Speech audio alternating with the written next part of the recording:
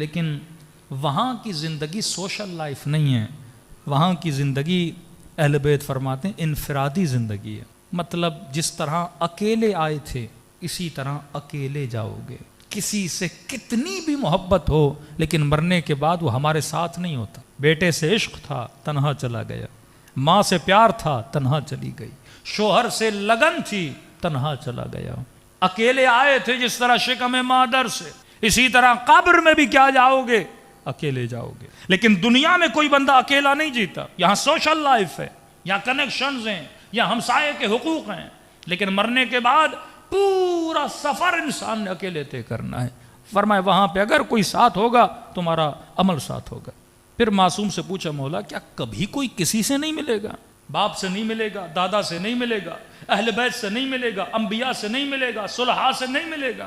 فرمایا نہیں، وہاں پہ بھی میل جول ہے لیکن اللہ کی مرضی سے. اب امام نے مومنین کا میل جول بتایا جو وادی برہوت والے ہیں، اس کا ٹاپک لمبا ہے. فرمایا جو مومنین ہیں ہفتے میں ایک مرتبہ خدا ان کی ملاقات کا بندوبست کرتا ہے. کہ مولا کہاں پہ ان کی ملاقات ہوتی ہیں؟ فرمایا ان سب کو خدا وادی السلام میں جمع کرتا. وادی السلام ایک ایسی نگری، ایک ایسی وادی جو سلامتی کی وادی ہے. اب وادی السلام میں کیا کرتے ہیں وہ الگ بحث ہے، وہ مولا کی روایت میں آئے گا. فرمایا ونس ویک. مولا کب جمع ہوتے ہیں؟ صبح کو، دوپہر کو؟ فرمایا نہیں، جب دنیا میں وقت غروب ہوتا ہے تو خدا ان کو وادی السلام میں بلاتا ہے. کب تک رہتے ہیں؟ فرمایا جب تک وقت فجر نہیں ہو جاتا یہ یہاں بلائے جاتے ہیں، اور فجر کا وقت ہوتا ہے پھر یہ واپس عالم برزخ کی طرف بھیجے جاتے ہیں. تبھی ایک شاید راتوں کو قبرستان میں زیادہ بیٹھنا مکروہ ہے، اس کی دلیل شاید یہ ہو. ایک شہید کی ماں، جوان بیٹا اس کا دنیا سے گزر گیا، کہتی ہر شب جمعہ میں قبرستان جاتی تھی اور 4 گھنٹے یہاں تک کہ صبح کی اذان ہوتی تھی بیٹے کی قبر پہ بیٹھی رہتی. قرآن پڑھوں، زیارت پڑھوں، حدیث پڑھوں تاکہ میرے بیٹے کو راحت ملے. ماں تھی، اس کی روٹین بن گئی. ہفتوں کے ہفتے گزر گئے لیکن یہ شب جمعہ بیٹے کے قبر پہ جاتی، دعائیں پڑھتی. ایک دن اس نے خواب کے عالم میں اپنے بیٹے کو دیکھتی ہے بیٹا میرے حضور بیٹھا ہے. اتنے میں دیکھتی ہوں دوسرے مومنین کی ارواح ہیں اور گویا وہ سامان سفر باندھ رہے ہیں، تیاری کر رہے ہیں کہیں پہ جانے کی. تو میں نے بیٹے سے پوچھا میرے لال یہ سب کہاں جا رہے ہیں؟ کہا یہ سارے وادی السلام جا رہے ہیں. ہر شب جمعہ اللہ مومنین کی ارواح کو وادی السلام بلاتا ہے. کہا ہے کیا وادی السلام میں؟ کہا یہ سب علی کی ملاقات کو جا رہے ہیں. کہا یہ سب امیر المؤمنین کی ملاقات کے لیے جا رہے ہیں. اب یہ بھی سوچئے کہ واقعاً کی بات نکلی ہے، آخرت میں عمل نہیں ہے کہ میں عمل کر کے ایک مقام حاصل کروں، نماز پڑھوں ثواب لوں، روزہ رکھوں ثواب لوں. رجب کا مہینہ ہے، عمل کا مہینہ ہے. مرنے کے بعد اعمال بند، لیکن فرماتے مرنے کے بعد علم بند نہیں ہوتا.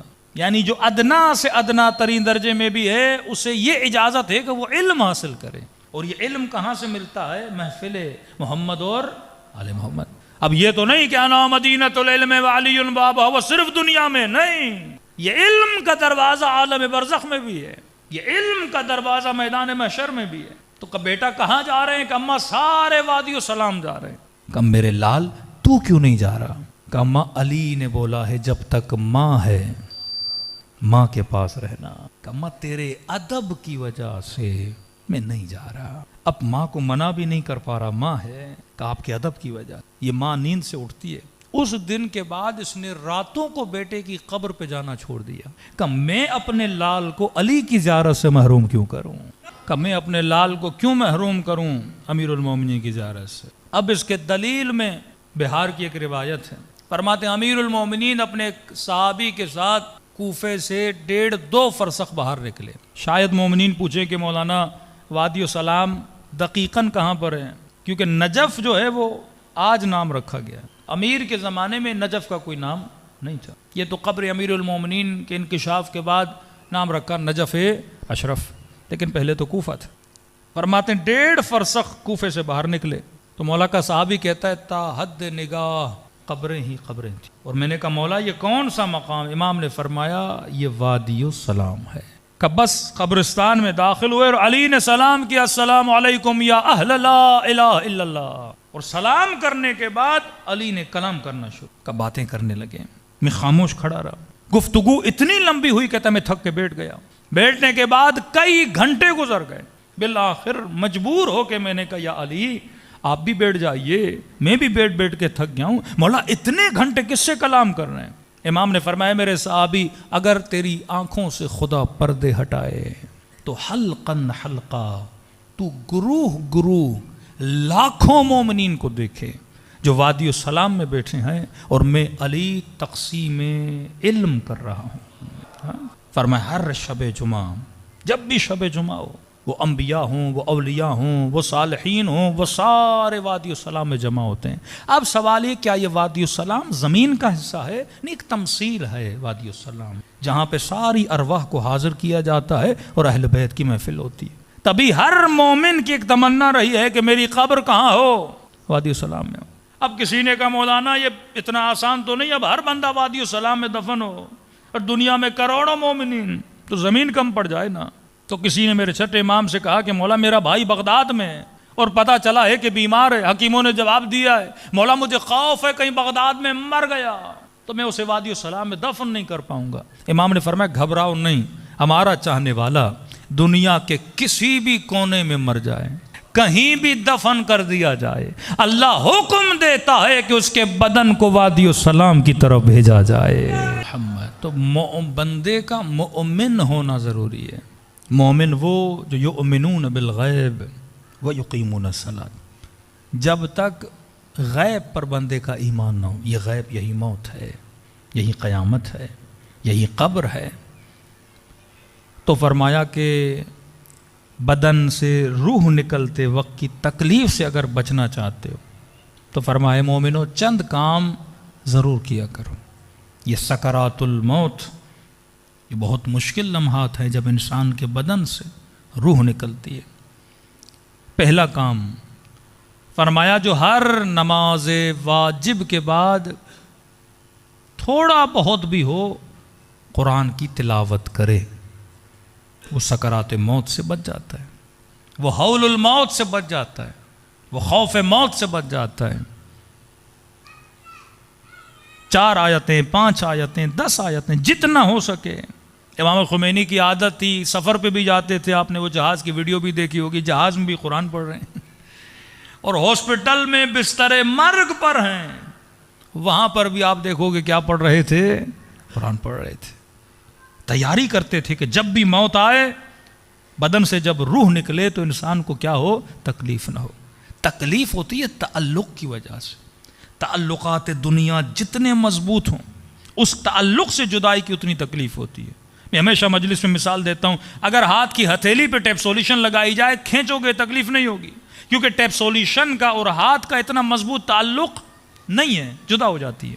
لیکن وہی ٹیپ سولوشن اگر ہتھیلی کے پیچھے لگائی جائے، جب کھینچو گے تو تکلیف ہوگی، کیونکہ بالوں نے ایک مضبوط تعلق بنا دیا ہے اس ٹیپ سولوشن کے ساتھ، اور جب بال کھینچتے ہیں تو انسان کو تکلیف ہوتی ہے نا۔ جب تعلق اتنا مضبوط ہو جائے دنیا سے، مال دنیا سے، دنیا کے گھر سے، اولاد سے، اب تعلق اتنا ہے کہ جب جدائی کی بات آتی ہے تو انسان کو تکلیف ہوتی ہے، وہ دنیا سے جانا نہیں چاہتا۔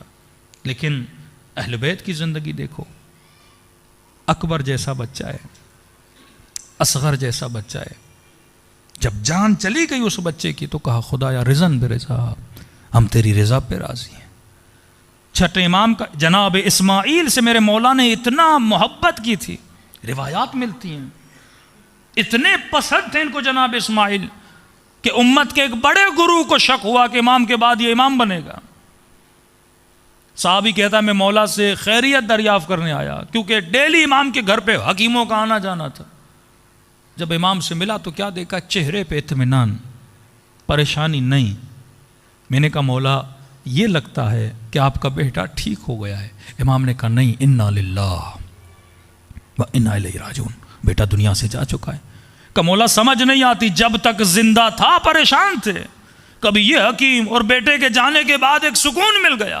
فرمایا اولاد اللہ کی امانت ہے، جب تک ہمارے پاس ہے ان کا خیال رکھنا واجب ہے، کیونکہ امانت الہی ہے۔ بیٹا بیمار تھا، میں نے تک و دو کی کہ بچ جائے، لیکن جب اس نے اپنی امانت واپس لی، میں کون ہوتا ہوں شور کرنے والا؟